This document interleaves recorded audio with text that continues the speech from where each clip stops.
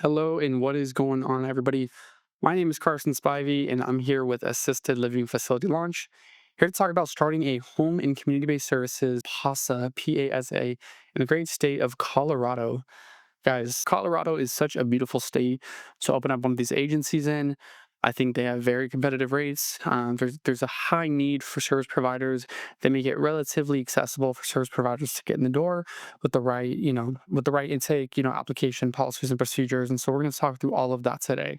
So this is going to be a comprehensive market research report examining the regulatory requirements, market opportunities, and operational considerations for establishing a programmed approved service agency or a PASA in Colorado's thriving HCBS marketplace. So, what is a PASA? So, a program approved service agency is an agency approved to provide direct community based services to individuals with intellectual or developmental disabilities who are enrolled in certain Medicaid HCBS waiver programs. So in Colorado, PASA delivers services under three key waiver programs. Their main one being the HCBS Developmental Disabilities Waiver for adults needing 24/7 support. Then there's the HCBS Supported Living Services Waiver for adults needing less than 24-hour support. And then there's the HCBS Children's Extensive Support Waiver for eligible children to receive waiver services as well. Now, when we're talking about the application itself, it is really kind of just a two-stage sort of approval process. Okay, so first is going to be an initial application, so a letter of intent submitted to the Colorado Department of Public Health and Environment's Health Facilities Division. Complete comprehensive application with required documents, policies, and procedures for all planned services, which we'll talk about a little bit further.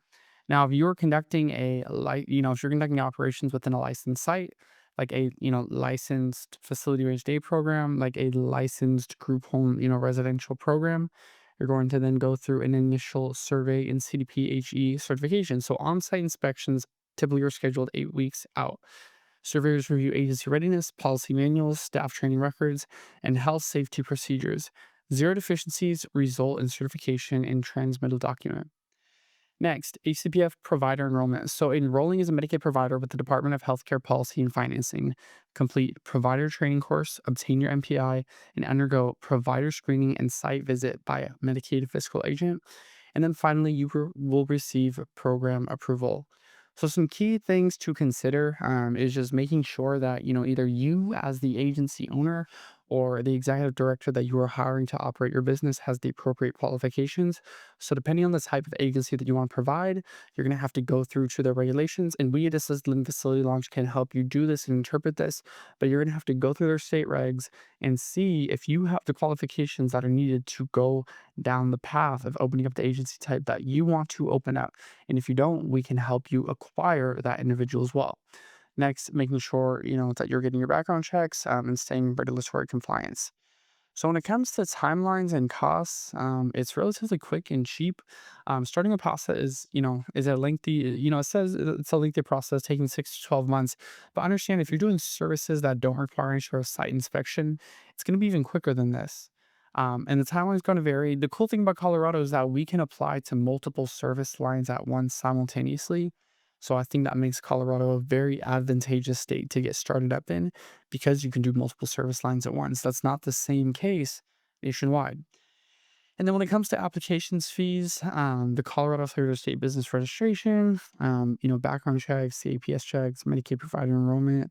So, you're getting in the door for less than $1,000, which is pretty chill. Um, so when it comes to Colorado's HCBS waiver programs, we can kind of go down the line over here. I kind of want to open up the state's document and look through some of my favorites. With the first being individual residential services and supports.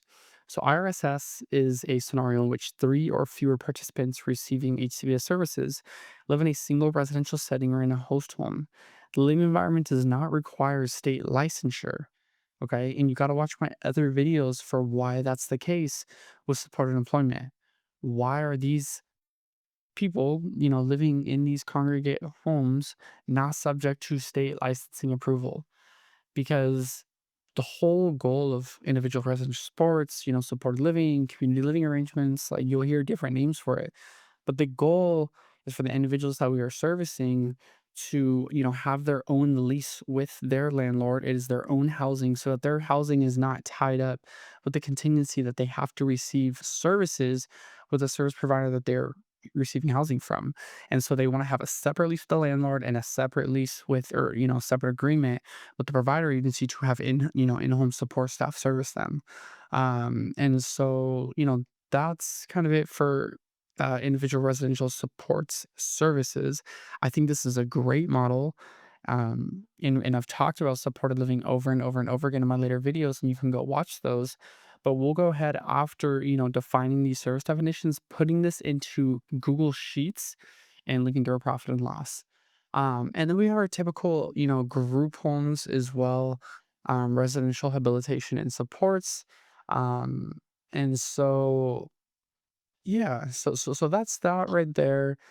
Kind of getting down the line, I think another really cool service is what is called a supported community connections, aka day hub.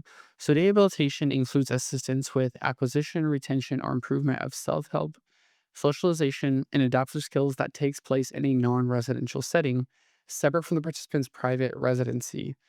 Okay. And so, typically what examples of this look like is, taking individuals out and about into the community, to the park, to the malls to get lunch, and just helping them socialize, skill build, and maybe one day they'll be transitioned into a higher level program, such as a supported employment program, which they can gain, competitive employment, which would be, really awesome for them. um, Pre-vocational services is something similar. I will link this document to the video so that you can read through all of these at once. I do think they're all perfectly viable service lines to start. Just, however, understand that with behavioral services, you'll have to have been a BCA for some time. If you're doing respite in Colorado, you're gonna have to get like your private sort of home care license with the state in order to do that. And then you got community connections and youth day services, which is similar to the top ones that I mentioned. However, these are serving the youth. So we are now going to go to the profit and loss statement and look at what these different options can yield us in terms of a financially sustainable business. Um, and so we'll start with community-based day programs, right? And so in this model, we are going to assume a 1 to 3 staffing ratio. Okay. And we're looking at the hourly rate per individual based on the tier level. All right. And so if we go over here and we see, for example, supported community connections, I think I was looking, a bit kind of right down the middle, 707 times 3 is 2121. Um, so looking at a level 6. Um, Yeah, so level 6 was 926 times 3. Yeah, 2728. Um, but I was looking in Denver County. Sorry about that. So 926 times 3. Yeah, there we go. 2728. Okay. All right, so 2728. Now, we got to understand how much, labor kind of goes for in Denver, right? And so let's just go ahead and say that it goes for $20 an hour. All right. And let's say that we're assuming a 1 to 3 staffing ratio with our community based day program, in which we are picking individuals up from their home Monday through Friday, 6 hours a day, 23 days out of the month, taking them to things like the movies, the park, the lake, the museums, the malls, lunch, and then dropping them back off at home, providing respite to either their group home or their families so that they can get out and about into the community. And so, scaling up a little bit, we purchased a van, we're servicing 9 individuals. That is going to bring in, $34,000 a month with about 8,000 in change of uh, monthly payroll, immediate monthly payroll. And so that's something to consider. If you're going to be the executive director yourself, then you don't have to worry about this annual salary right here. If you're going to hire that person to be associated with your business, maybe you don't have the credentials, then we're going to have to include that in our P&L. But things are looking healthy, right? 9 residents is not that hard to scale. Okay, 9 residents is not that hard to scale. And, a lot of other areas stay fixed in the business, like bookkeeping and HR doesn't scale up too much. Um, auto expenses. I mean, typically it's either going to be, purchasing a vehicle. This is why I include this is because we're assuming we're either leasing a vehicle or purchasing a vehicle and then, gassing it up, on a daily basis. Because with the community-based day program, that's what we're doing. And then we've got payroll taxes and expenses, workers' comp, our insurances, leaving us with a monthly net profit of 22,249, which is pretty awesome in my opinion. I think that's great. So now what I want to do is I want to open up a supported living model, the individual residential support services, and talk through that model. Okay. So if we look on the state website, we will actually be receiving a daily rate. So for individual residential services and supports. And so, why we receive a daily rate is because, these SLS services are, pretty much on call as needed. They could need services throughout the night, in the mornings, in the afternoons. And so, we make sure that as an agency, we are keeping our staff readily available, definitely checking in on them, but also, ensuring that they're readily available on call as needed if these individuals need help. And so, with that said, why I like things like supported living is because we can have a daily rate that you saw in Colorado of, this amount of 307. It's 307, not 367. Cool. So, $307 a day. And, being a bit conservative, honestly, in this model, I'm assuming that we have 10 direct line of sight staffing hours for this client, which may not even be the case. These individuals may only need to be serviced a couple to a few hours a day. They're utilizing assistive technology to help them in their day to day lifestyle. And so, with all that said, and serving, up to 10 individuals, you are now once again hitting another, multiple six-figure business. And so that's why I think, supported living and day programs are my two favorite. Um, but I will, post a link to this slide deck in YouTube so they can read through all these other services if you want to. All right, so we talked through day programs, we talked through IRSS, pre-vacational and employment services are really cool. It's the creme de la creme. If you can be a kick-ass supported employment provider, I think you're going to do really well for yourself and be an awesome impact in your community. Um, when it comes to Medicaid reimbursement, this is fee for service. So providers will bill Medicaid for authorized services delivered through the MMIS provider web portal.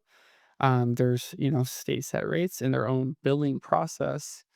And then the rest of this is just data. So 3K plus on the Colorado DD waiver waitlist. There's already 14K currently enrolled, and then 70% of the entire population are young adults. So the DD waitlist individuals are ages 20 through 39, indicating large cohorts needing services.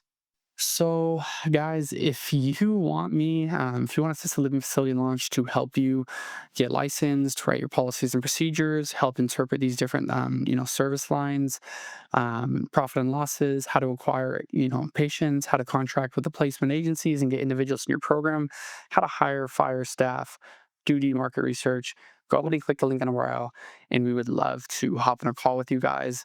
So thank you guys for sticking with me, and I will see you in the next video.